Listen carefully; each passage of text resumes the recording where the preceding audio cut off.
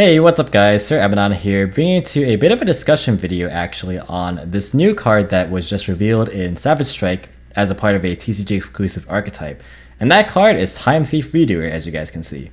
So we're going to be getting this card in about a week or so, obviously when Savage Strike drops. It's actually a common, which is super cool.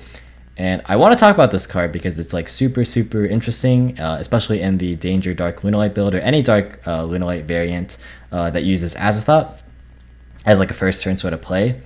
And I kind of want to make more of these discussion type videos, or like start making discussion type videos for the sake of like trying to establish sort of community collaboration on ideas. I don't want to just be like one of those people who just like reads off YG organize or Yu-Gi-Oh organization or whatever. I don't even know. But yeah, I kind of want to talk about this card in the context of like a specific deck or strategy and have you guys kind of like think about it and like let me know what you guys think. So yeah, let's just dive right in. So this card is a Dark Rank 4 Psychic Exceeds monster, 2400 attack, 2000 defense, and is generic, just requires 2 level 4 monsters. And its effect reads as follows. Once returned during your standby phase, you can attach the top card of your opponent's deck to this card as material. And as a quick effect, you can attach up to 3 different types of materials from this card, and then apply the following effect based on what was detached. So if whatever was attached was a monster, you can banish this card till the end phase. If it was a spell, you can draw a card. If it was a trap, you can place one face-up card your opponent controls on the top of the deck, Phoenix Wing Windblast style, and that does not target. You can only use this effect of Time Thief Redoer once per turn. So the cool thing about this card is that up until now we were using Evil Swarm Thanatos as our generic Dark Rank 4 Exceeds material because it was the only one of its kind in the entire game that could just freely detach materials on your first turn without any hassle. But the problem with that card is it didn't really have a utility effect. You're never really summoning it in the aims of making use of its effect, which by the way is to make itself unaffected by monster effects for that turn. Not really an effect that ever comes up at all, like realistically in any competitive setting or even a casual setting for that matter. Sure, it's a 2350 beat stick, but not only is this card stronger by 50 attack points, it also has a couple of neat utility effects that actually sets it apart from Thanatos in cases where you aren't able to access Azathoth or even in grind game scenarios. So let's talk about its effects. Gonna talk about the first effect a bit later on because I want to talk about the more important, like the meat and potatoes of the effect. So being able to quick effect attach is obviously very good in the context of Lunalights. You want to get this card down to 0 materials, obviously, to make your Phantom Knight Rank Up Magic launch alive. And this is super good for doing that because you're not restricted in how many materials you can attach. So you can attach up to 3, but the restriction here is that regardless of how many materials that you detach, no 2 materials can be the same card type.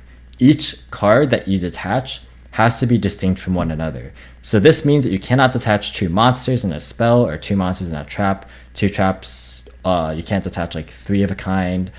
Everything that you detach has to be different from one another, but you can detach 1, 2, or 3 materials. So what does this mean? It means that you have to be kind of careful in how you smartly, optimally use this card.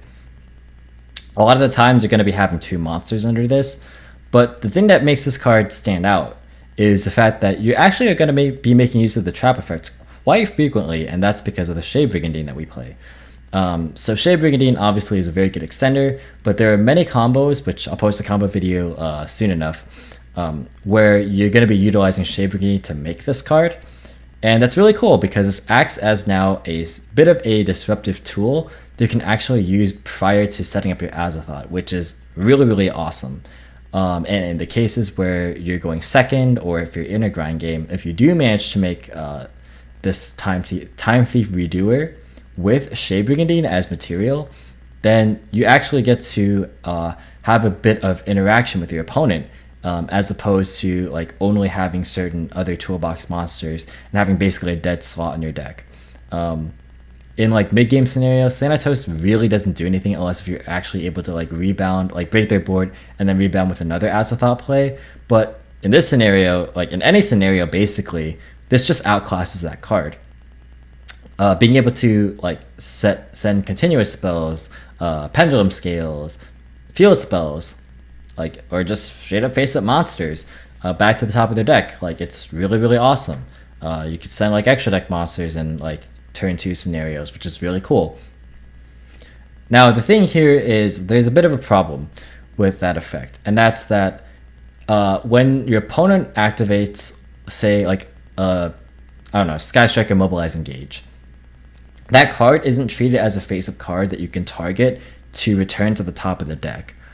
Just by sheer game mechanics, like face-up cards can only be the previous cards that I mentioned, like continuous spells and traps. Equip spells actually count, field spells, and then face-up monsters. But normal and quick play spells are not treated as like targets that you can just place on the top of your opponent's deck. So you have to be a little bit careful in how you use this, because say that you set up a board with this card plus the rank up spell set and Imperial Order set with the Griffin. If your opponent opens with Engage and you want to negate that with Order, you're now faced with a scenario and a bit of a predicament where if you use Order, your rank up spell is dead because obviously it would get negated, but you don't have the opportunity at that time, like in that activation window, to actually use this card's trap effect. So that's a bit of a downside as far as like being able to freely just activate it whenever, as opposed to like Thanatos, which literally can just activate whenever you want. But to bypass this, again, you'll most likely have at least one monster underneath this card. I don't see a scenario where you have only traps or only spells. Even if it's only spells, it's actually not a bit of a deal at all, because drawing cards is great. But there won't be a scenario I can think of realistically that you don't have a monster underneath this card. So on summon, if you don't feel like it's worth holding the trap, you can simply just attach the monster in your turn, banish it, the trap will go to grave, and then this card will come back in the end phase with 0 materials, which is perfectly what you want. This now kind of leads into the other effect, the standby phase effect.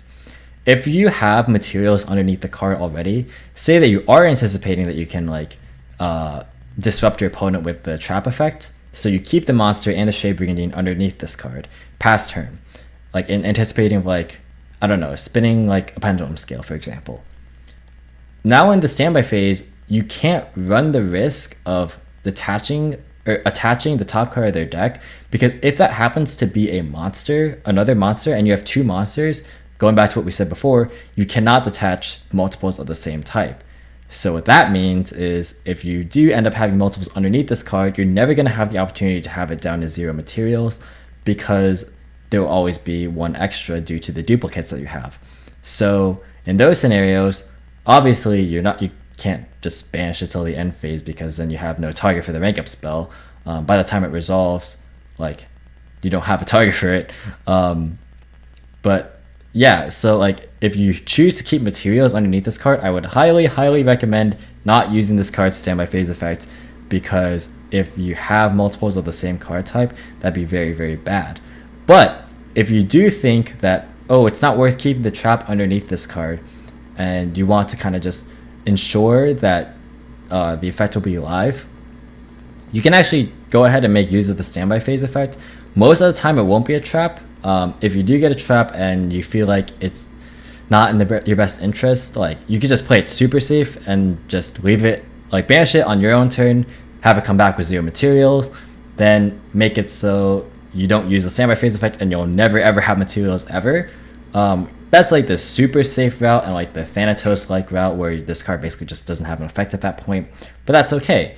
Like, this card can serve the same purpose as Thanatos if you really want to strictly just have 0 materials in order to have the rank up spell be live, and that's perfectly fine. But in the cases where you are able to utilize the trap effect on your opponent's turn, that offers A, the trap disruption, B, the Bardiche pop once you do rank up, and C, the Azathoth, and that's just all from 1 play. So having that many interruptions just from like a simple 2-card combo in most cases is really, really valuable. It's really good, as opposed to Thanatos, which, don't get me wrong, is fine for what it is, but not for what it does. And I think that's really important. However, if you do choose to like not use the monster and trap, and say like you're in a game like 2 scenario and you're against like striker, you know it's gonna most likely be a spell. You can go ahead and like detach both of these, or sorry, detach the monster in your turn, get rid of the trap, have 0 materials, then you're most likely get a spell, so you can draw one in the process of using Azathoth on their turn. So that's super cool too. Another thing about the standby phase effect is like probably like very surface level analysis, but obviously in a game 1 scenario, this effect is pretty cool because you get to see what they're playing. In as long as like you don't pick up a generic card. If you see like, I don't know, a Widow Anchor, or if you see like a Multi-Faker, or like whatever, right? Like you get the idea.